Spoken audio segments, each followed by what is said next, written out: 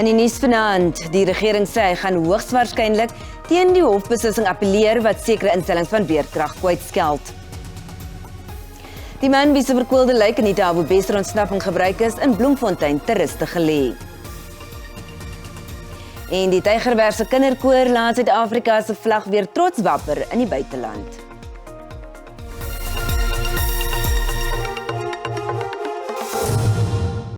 Goeienaand en baie welkom by die nuus om 6. 'n Energiekenner meen dis onprakties om alle skole, hospitale en polisiekantore van beerdkrag vry te stel. Die Noord-Gautengse Hooggeregshof het Vrydag beslis die instansies moet gevrywaar word na 'n hofaansoek van die IDM en 17 ander organisasies. Die hof het beslis volgehoue beerdkrag is 'n skending van mense se grondwetlike regte en het die minister van openbare ondernemings gelas om binne 60 dae die nodige stappe te doen om die instellings vry te stel. Intussen sê die presidentsie die regering gaan hoogstwaarskynlik teen die hofbeslissing appeleer weens kommer oor die uitspraak se impak op die stabiliteit van die kragnetwerk en die gevolglike negatiewe uitwerking op die fiskus.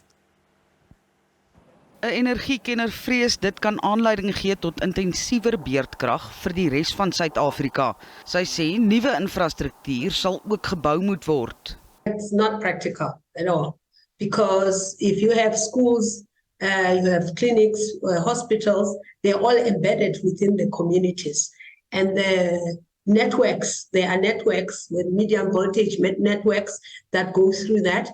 And then you also have municipal grid going through that. So to isolate a particular school is not practical. And what it would do in any case, it would mean that if you were to do that, if say hypothetically it was practical, you would need to then load shed more for others or other areas. So it could lead to a more intense load shedding. They refer to diesel generation. Again, that problem I think would, from a budgetary point of view, 6 months perspective, National Treasury goes through a budgetary process for those kind of things. So how practical is that in 6 months? And it will also potentially mean importing of diesel generators and all of that kind of thing. So if you would know that during the national state of disaster, that was proposed. But what was happening is that only specific hospitals could feasibly be done were targeted, and there was infrastructure that needed to be built in order to meet those needs. So you might as well use that money to reduce load shedding. Een van die aansoekers in die saak, die gesondheidsvakbond Health and Allied Workers in Daba, het die uitspraak verwelkom. Die vakbond sê beerdkrag is 'n saak van lewe en dood vir pasiënte in waaksale, omdat die meeste hospitale nie van beerdkrag vrygestel is nie. Boonop het nie almal van hulle kragopwekkers nie.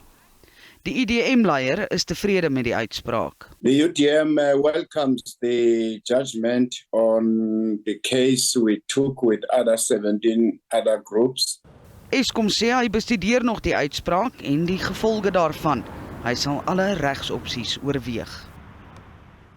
Eskom woordvoerder Daphne Mokoena sê intussen tegniese spanne werk onverpoost om opwekkingseenhede wat onklaar geraak het weer by die netwerk in te skakel.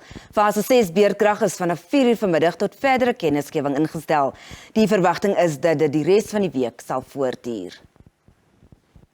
Die man wie se verkoelde liggaam in die ontsnappingskomplot van die veroordeelde moordenaar en verkragter Thabo Bester gebruik is in Bloemfontein te ruste gelê. Dit bly 'n raaisel hoe Katlego Bereng se liggaam in Bester se tronksel beland het. 'n nadoodse ondersoek het getoon dat hy weens trauma aan die kop gesterf het. Die 32-jarige Bereng het in Maart verlede jaar verdwyn en Bester se ontsnapping het in Mei van dieselfde jaar plaasgevind. Die Vrystaatse LER vir Gesondheid, Matabo Leheto, het aan Bereng se familie gesê die departement is besig met interne ondersoeke na die raaiselagtige omstandighede rondom sy dood. 'n Gesin van Soshanguve in noord van Pretoria pleit by wetstoepassingsowerhede om die opgrawing van hulle geliefdes se oorskot te bespoedig nadat die in Januarie verlede jaar verbrand is.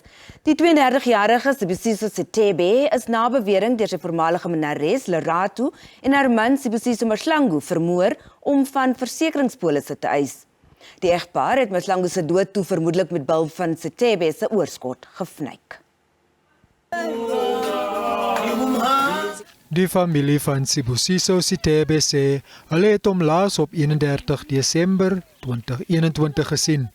Sy selfoonrekords het getoon dat Lerato die laaste persoon was wat hom gebel het, maar sy het dit ontken en gesê sy het pas haar man aan die dood afgestaan. Maar hulle was geskok toe hulle in kennis gestel is dat Sitebe in hierdie huis dood is en moontlik as Mahlangu begrawe is. It truly shows that they're not human. It's as if they are beasts. How do you do such a thing? Wasn't he good enough to live for his children? Worst of it all, the lady who did this, my brother has a child with that lady. So imagine the trauma that child is going through right now. Mahlangu is verlede maand in hegtenis geneem nadat hy deur die polisie voorgekeer is terwyl hy in besit was van 'n vermoedelik gesteelde voertuig in Hammanskraal. Daar is toe ontdek dat hy doodverklaar is. It is alleged that the two killed a man and burnt his body in their house in Soshanguve. Thereafter, it is further alleged that the wife obtained a fraudulent death certificate from the Department of Home Affairs, claiming that her husband had died in the fire, and later claimed life policies. Die egpaar is aangekla van moord, regsveruideling en bedrog. Hulle verskyn weer op 18 Mei in die Soshanguve Landdroshof. Transnet-pensionarisse van Mthatha in die Oos-Kaap weier om hulle vervalle huise te ontruim of om huur te betaal. Die Transnet-bestuur wil hê hulle moet die huise huur, maar sekere van die verlate huise is deur misdadigers gekaap. Vir baie wat daar woon, is dit die enigste tuiste wat hulle ken en hulle is nie bereid om te trek nie. 30 jaar gelede is pensionarisse van die destydse spoornet huise hier toegeken. Nou is dit 'n verlate, toegegroeide gebied wat 'n toevlugsoord vir misdadigers geword het.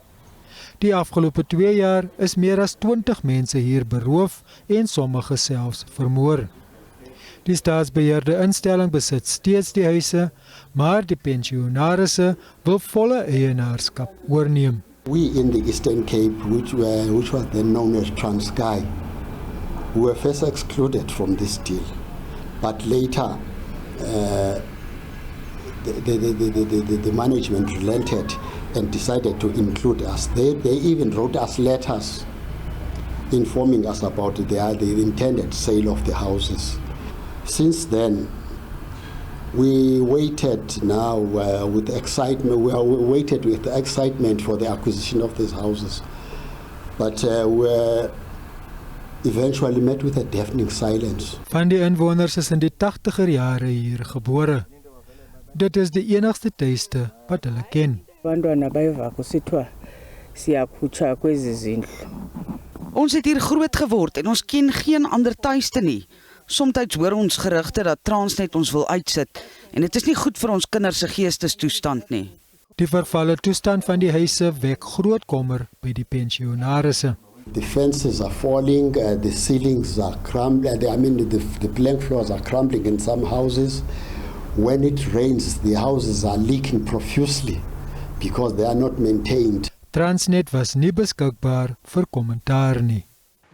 En ten slotte, die Tygerbergse kinderkoor het 2 internasionale pryse losgesing by die interkultuur koortoernooi in Hull, Engeland.